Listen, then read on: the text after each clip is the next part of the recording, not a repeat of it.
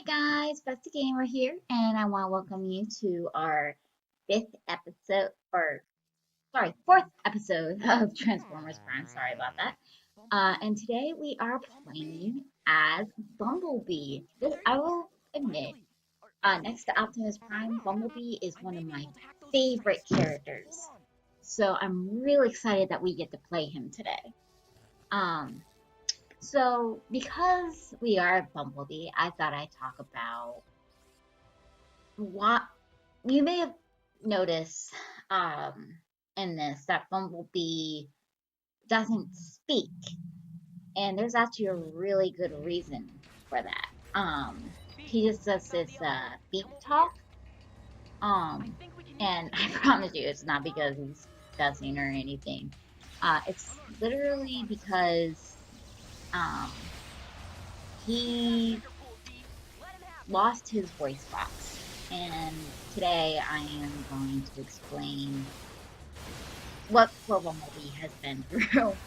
Um, Bumblebee, if you don't know anything about Bumblebee, he is Optimus Prime's scout. Um, which basically means that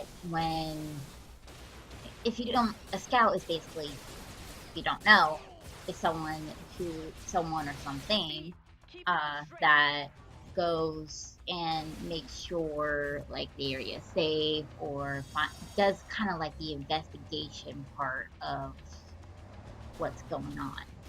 Okay, so Bumblebee, um, with him, he has actually, for Autobots, it's basically a warrior in training.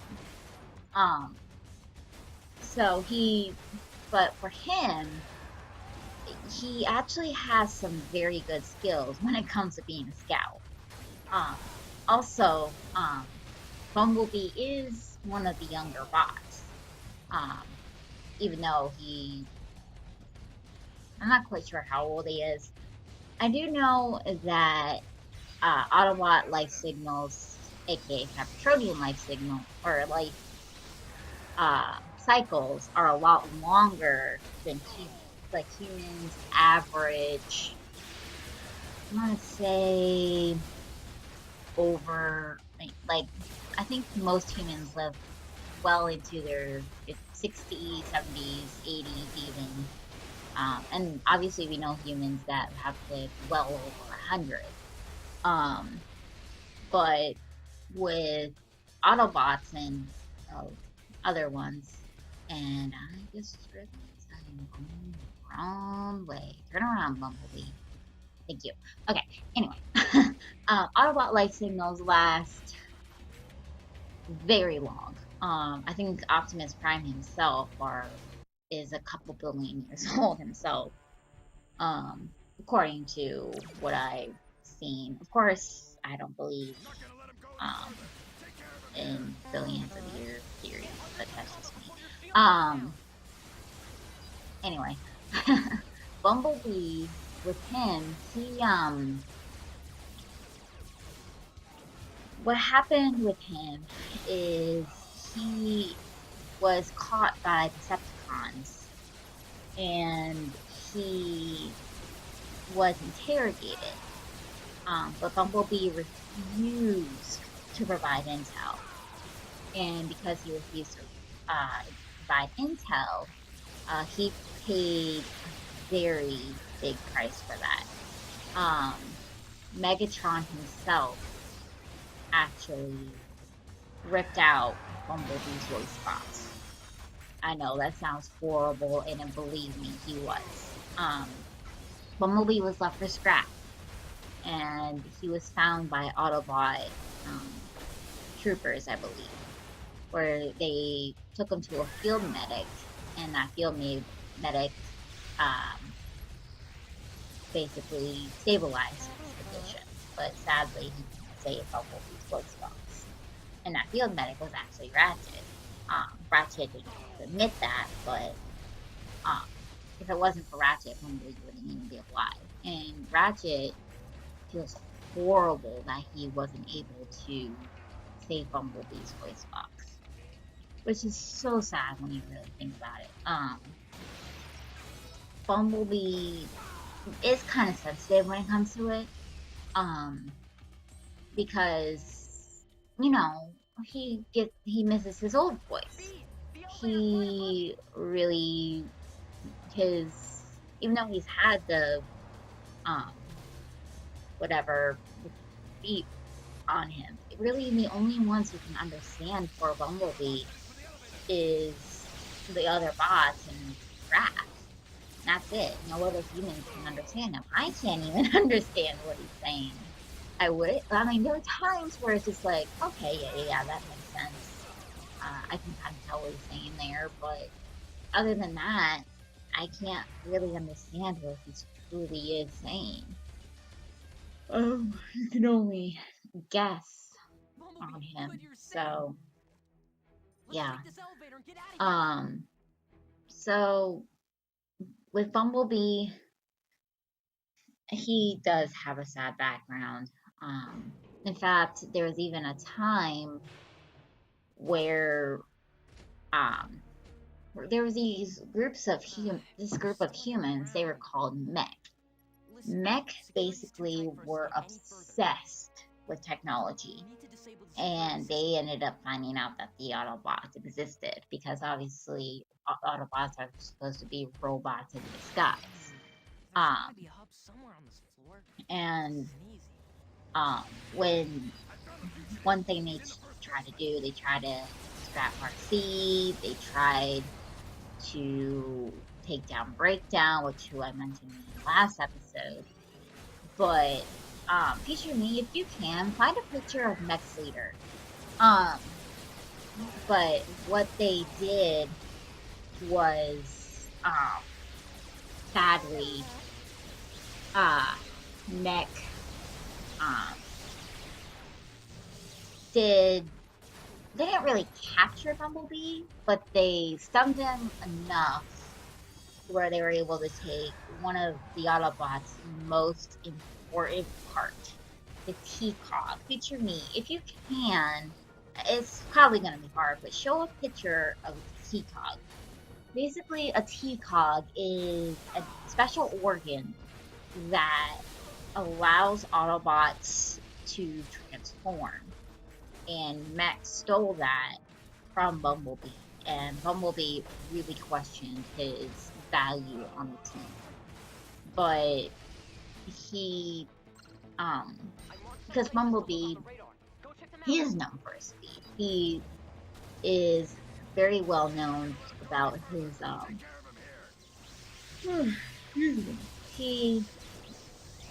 he's a, even though he, I don't know what I'm gonna say here. Sorry. Bumblebee's, like, to me, he never really seemed to question his value on the team until he lost his T-Cog. Which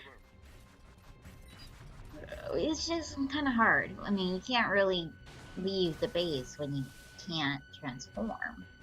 Because being Autobots in disguise, you gotta be able to transform. And that was really hard for Bumblebee. He loved his speed. But Raph tried to reassure him that Bumblebee, that he was just as awesome without wheels, which he really is. But he did eventually get his T-Cog back. And he was able to get repaired and get his T, and was able to work on what he needed to do. Okay, so I remember saying in a previous episode of what Energon is. This is what Energon looks like in its natural form. Like, this is pure Energon, but look at this. It is highly explosive. So, yeah. So raw Energon, yeah, be careful. If it were real. Anyway, the Bumblebee, he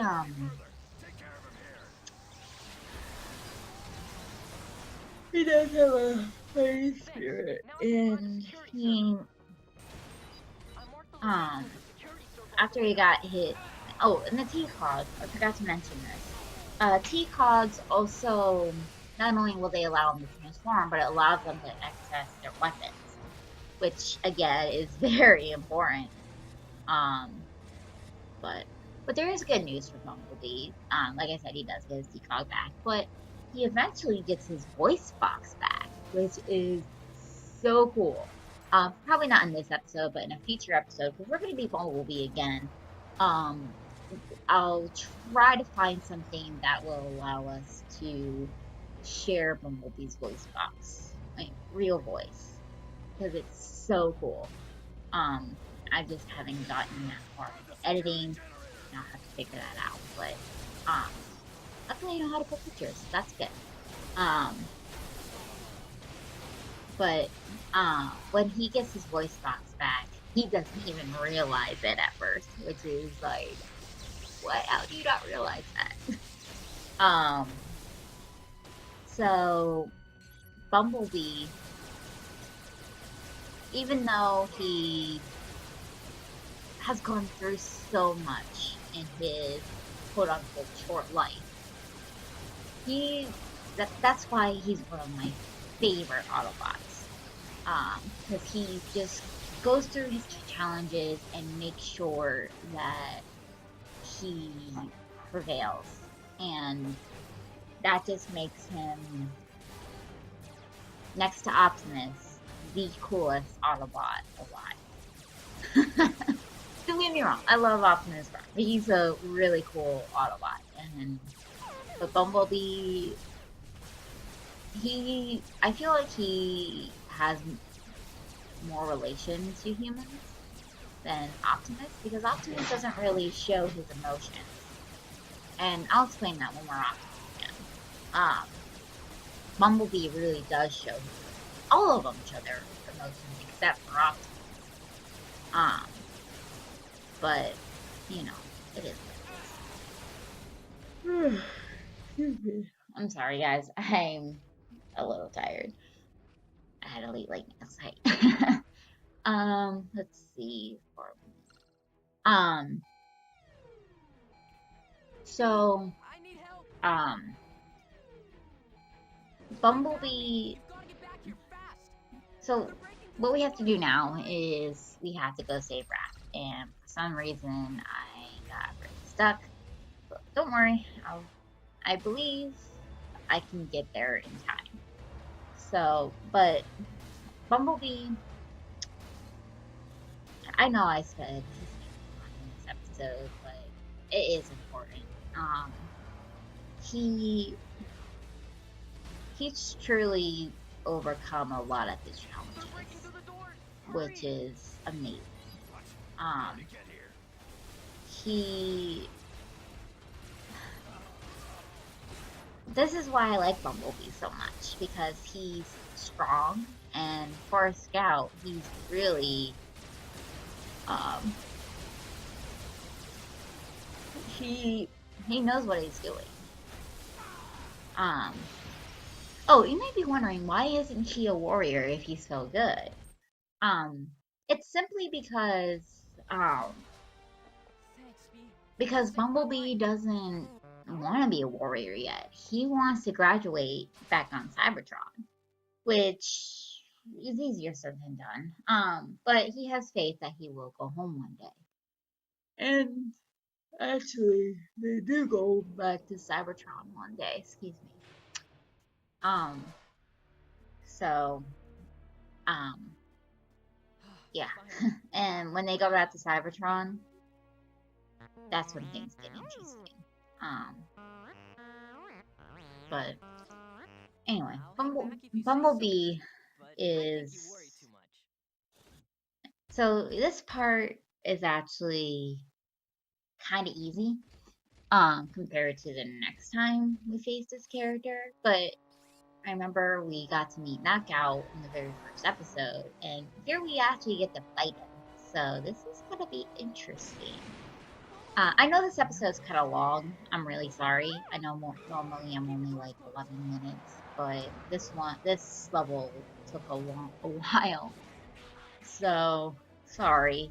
Um, but this is gonna be an almost 20-minute episode from what I can tell, and that's assuming I can get knocked out beaten at this time. Which I should. But because compared to the next time I face knockout, it's gonna be really hard to. It's compared to the next time knockout. Excuse me. Wow, I'm so sorry, guys. This one's the easier time I meet him. So, but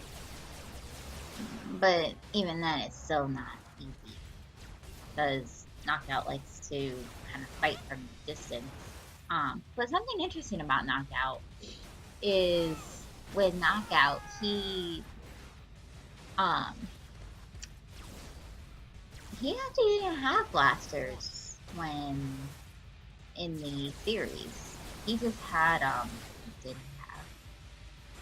have he had he just had like stuff to fix stuff with or break. I don't know. I gotta get in there. Anyway,